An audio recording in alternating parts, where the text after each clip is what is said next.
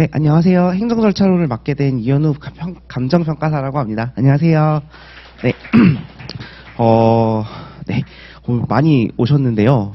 원래 여기가 이제 저 행정절차론 수업하던 곳인데, 이렇게 또 꽉 차 있으니까 또 다른 새로운 느낌이 나는데, 일단, 오늘 처음은 강의 소개 먼저 하도록 하겠습니다. 강사 소개 먼저 할게요. 네, 제가 제가 좀 감기 걸려가지고 죄송합니다. 학원에서 또 얘기를 많이 들었는데 저에 대해서 궁금한 게 많다고 얘기를 많이 들어가지고 일단 짤막하게 제 소개 먼저 하면, 일단 저는 사실 고등학교 때부터 이제 법학을 좀 준비를 하고 공부를 해서, 그리고 이제 대학교도 이제 동국대 법학과를 재학을 했고, 그 다음에 졸업을 해서 이제 뭐 사법고시 준비도 많이 했고, 그리고 이제 그러고 이제 사법고시 준비를 하면서 좀 어려움이 있는 부분이 있어서 이제 또 접고 이제 감정평가사 공부 한 3년 정도 공부를 해서 이제 평가사 합격을 하고, 그러고 나서도 이제 또 뭐 과외도 하고, 아니면 뭐 여러분들 아실지 모르겠는데 공무원에 또 행정법 유명한 교수님 있으신데 그분 이제 조교로도 좀 일도 해보고, 이런 거 저런 거 하면서 이제 마지막으로 이제 뭐 행정사 한번 강의도 해보자 싶어가지고 이제 여러분들 앞에 서게 됐고요. 뭐 보시면 혹시 책 있으신지 없으신지 모르겠고, 뭐 책 뭐 보실 수 있는데, 보시면 이제 뭐 감정평가사도 있고, 뭐 공인중개사도 있고, 그리고 또 이제 이거 수업 준비도 한다고 생각을 해서 그 개인정보보호법이 저희 중간에 들어 있어요. 그래서 그거 관련해서 저 CCPG 자격증도 또 취득하고, 그래서 뭐 여러분들에게 이제 뭐 지식을 전달할 정도의 어떤 전문성은 갖춘 사람이다, 뭐 이렇게 생각을 해주시면 좋을 것 같아요. 네, 뭐 제 소개는 뭐 너무 계속 수업을 하는 건 괜찮은데 이런 말을 하려니까 너무 부끄러워가지고, 네, 아무튼 뭐 그런 사람이다 이렇게 생각을 해주시면 좋을 것 같고, 뭐 나이도 그렇게 뭐 엄청 적지만은 않아서 네, 그냥 편안하게 뭐 형 동생 뭐 이런 느낌으로 이제 같이 수업하면 좋지 않을까 이런 생각을 합니다. 그럼 이제 행정절차법은 이제 저희가 아까 민법 교수님께서도 말씀 잘 해주셨는데, 행정절차법 어떻게 접근을 하는 게 맞는가에 대해서 한번 좀 설명을 드려보려고 합니다. 아까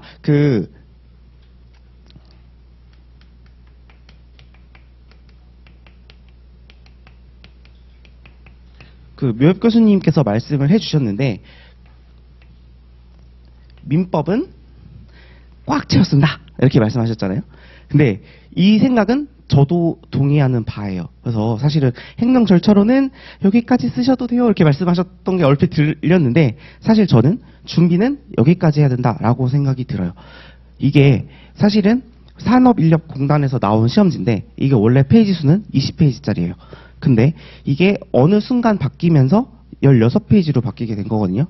그래서 원래 이거는 80점 분량으로 축소된 답안지예요. 그래서 저도 여기까지 쓰는 게 목표예요. 그리고 여기까지 쓰면서 연습을 해야 여기까지 쓰더라고요. 여기까지 연습을 하시면 여기까지밖에 못 쓴다는 말에 동의를 하기 때문에 저도 좀 꼼꼼하게 좀 보려는 거고요.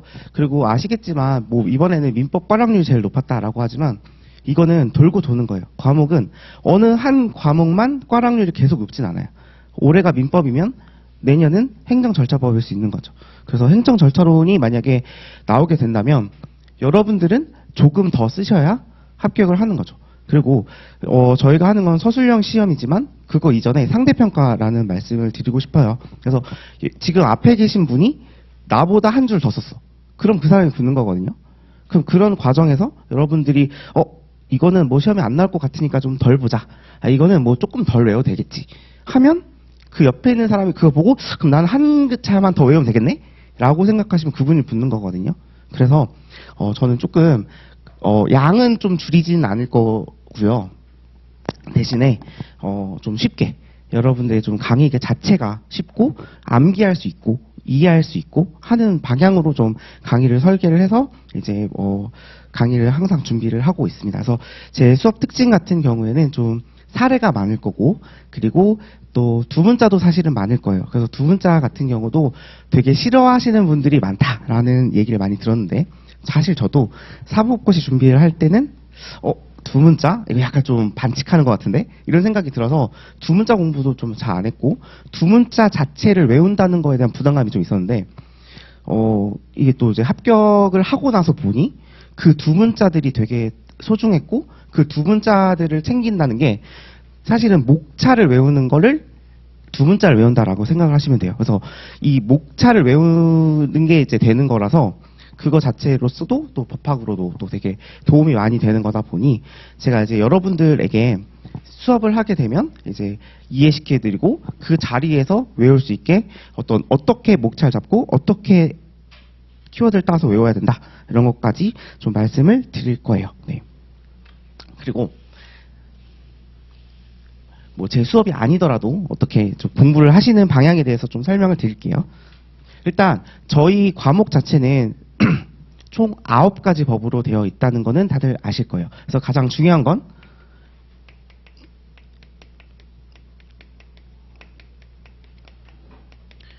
네, 행정절차법이고요. 이 행정절차법 같은 경우에는 한 40% 정도가 이제 나오고 있습니다. 그래서 제가 앞에 보시면 뭐 유인물에 좀 뽑아 놓으신 것 같은데요.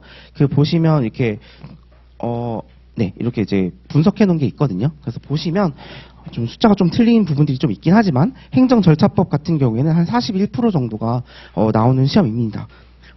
저희 시험에서. 그래서 요거는 저희가 좀 중점적으로 다룰 거고요. 요 부분은 우리가 암기도 당연히 돼야 되지만 판례 연구도 같이 돼야 된다 이렇게 말씀을 드리고 싶어요. 그래서 이제 판례 연구 같은 경우에는 저희가 이제 사례 특강 이제 사례 강의 할 때 이때 좀 저희가 좀 중점적으로 잡을 부분이고요. 저희가 이제 사례 문제 푸는 게 너무 어려운데요라고 생각하시는 분들이 계실 텐데 사례 문제는 보통은 다 판례를 기반으로 만들고 있어요. 그래서 여러분들이 판례 결론이 맞아야 돼요. 보통 가끔 수험계에 이런 말들이 있죠.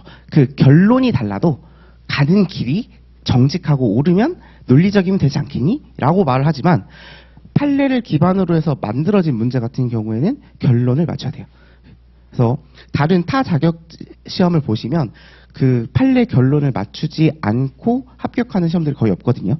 그래서 만들어진 문제 같은 경우에는 논리가 얼마나 탄탄하냐 이거를 보는 거고 반대로 판례를 기반으로 만들어진 문제들은 이 판례 결론에 도달하는 과정과 결과값도 마찬가지로 맞춰야 돼요. 그래서 여러분들이 이제 저랑 같이 공부를 하시게 된다면 이제 이런 판례 부분까지 공부를 하면서 결론까지 그리고 그 결론에 도달하기까지 어떤 것들을 암기하고 어떤 것들을 도구로 사용을 해서 논리로 차용을 해서 이 판례의 결론을 이끌어낼 수 있는지를 연구하는 거를 이제 저랑 같이 하면 될 것 같고 저랑 안 하시더라도 어디 가시더라도 이제 판례 공부는 꼭 하셔야 된다라는 게 좀 중요한 부분인 것 같아요. 자, 그 다음에 이 행정절차법 말고 여기에서 살짝 파생돼서 우리가 이제 뭐 국민 제한 규정 요거는 좀 사실 좀 가볍게 넘어가시고요. 이 정보 관련된 게 또 두 개가 나오죠. 하나는 정보를 공개를 청구하는 거고 하나는 개인 정보를 보호하는 법률입니다. 여기가 한 15% 정도가 나오고요. 여기가 한 10% 정도 나옵니다.